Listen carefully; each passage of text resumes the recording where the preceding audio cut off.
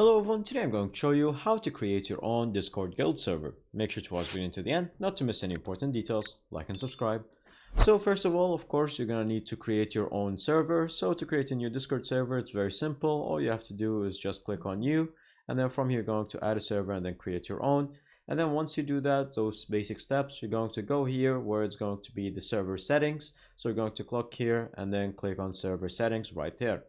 Now from here, all you have to do is go to the guild settings on the left section on the tabs, and then once you click on it to show you this tab, we're going to select which game you would like to play. Then you're going to play the playstyle, casual or competitive, and then from here you can select the traits, whatever traits that you would like for your guild tag, and then from here you can simply write a description for anyone to see, and then the guild badge, of course, this is the most important, the one that you would like to customize, and then the guild profile itself you can also set for that.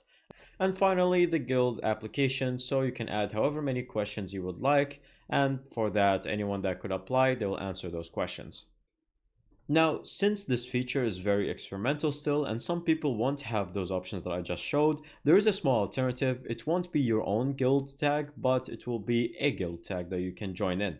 So from here, all you have to do is click on the first link in the description to join this server, which is going to be this one. It's called the Guild Archive, and as you can see from here, all you have to do is click on the tags, and as you can see, there are many tags to choose from. So if you still don't have this feature in your region implemented that you can create your own, you can simply select on any of them, click on it, and then from here you can join the server. And then once you join the server, such as this one, as you can see, you're going to fill a small application, and then from here you can select it. So to select it, all you have to do is go to your user settings, and then you can edit the user profile, and then from here, once you scroll down, you'll see server tag, and then you're going to choose the tag that is from the server that you just joined from the link in the description.